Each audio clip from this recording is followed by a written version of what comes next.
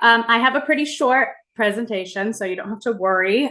We're talking numbers a little today, like Elke was talking about. So the IRS came out with their limits November 1st, and this is all going to be for the 2025 tax year. So we want to present this to you so that you know the adjustments that came through. Thankfully, they went up a little bit, and also give you an opportunity to think about talking about these numbers with your participants or your employees as well. We have a small little fact here. So Vanguard says there's only 14% of employees that actually max out their 401k during 2023. I'll be interested to see if there is an increase for 2024 at all. But again, this is a really great opportunity whenever if you got any emails from your record keepers, like Crystal was talking about, it's a good opportunity to have those discussions with your employees. If they've been sitting at the same percentage for the last couple of years and you don't have an auto enroll with an auto increase, just to remind them that they can increase their contributions. So the 2025 limits for our 401ks, 403bs, and 457s, there was a small increase in the elective deferrals that brought us up to 23,500. They, you can tell, have been doing $500 increases over the last few years. The catch-up contributions didn't increase, but the overall limit, if you're over 50, it comes up now to 31,000. The new caveat here is this catch-up contribution for ages 60 to 63. It's 11,250. I believe this is going to be talked about a little bit tomorrow as well, but it's certainly something to consider. Obviously, that's pretty close to retirement age. I assume the government was thinking that when they came out with this 60 to 63. But it is a good opportunity if you are already maxing out your contributions and you are in that age range to put a little bit more in. So you can also see here for the defined contribution plans and the defined benefit plans, they increased your overall limit that you can put into the plan as well. So that would include your matching or profit sharing. And then next, there was I am going to talk about simples just for a second. We don't do simple plans here at Definiti, but we can help convert from a simple into a 401k. So that's my shameless plug. I am not in sales, by the way. They did have a small increase, same thing, 500 from 16,000 to 16,500. No change in the catch up, and the IRA stayed the same, 7,000 and 1,000.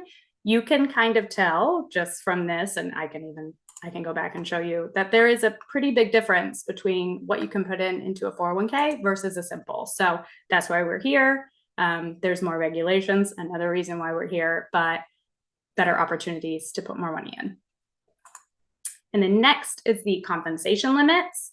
So these all increased at their varying rates between 5,000 and 10,000. The overall compensation limit is the one that probably matters the most to you as a plan sponsor. 350,000 up 5,000 from last year. Again, they did a bigger increase in 23 from 305 to 330, but $5,000 increases.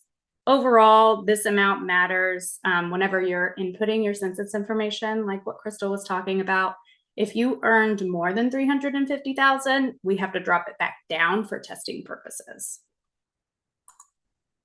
And then we're going to talk a little bit about notices. So I'm just kind of pivoting off of Crystal's just to give you a little bit more background on this.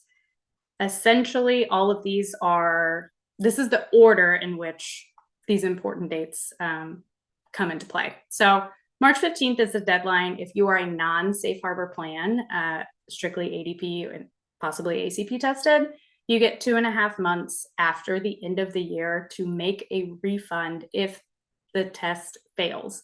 So this is why you'll hear from your retirement plan consultants early in the year, if you're a non-safe harbor plan, to please give it to us as soon as possible because we've got to test your plan. And if the correction is needed, we have to do it before March 15th. Following that, we've got your Form 5500. So whether you are an audited plan or a non-audited plan, the due date is the same. It's July 31st. If you are extended, you have until October 15th. And then you should have all already received this now, the summary annual report. That is required by September 30th or December 15th. And all of your participants have to have that. And then the rest of our required notices are your fee disclosure, your safe harbor notices, and your auto-enroll notices, if you're an auto-enroll plan. So all of these are due by December 1st. We prepare the auto-enroll notices and the safe harbor notices. The fee disclosure is going to come from your fund company, which is what we were just talking about. And there's a little confusion there, but where your investments are held, they prepare a fee disclosure.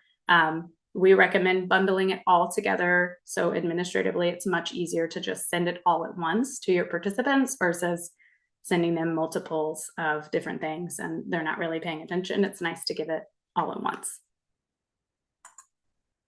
And then lastly is our available resources. So we do have both an annual compliance and notice.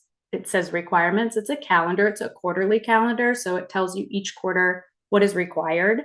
And then we also have a one-pager with the compensation and the contribution limits. I highly recommend keeping this, either printing it or keeping it in your retirement folder, whatever you might have. And you can access both of those on the Definiti website. You can always ask your retirement plan consultant as well. They're more than happy. They have easy access to that for you.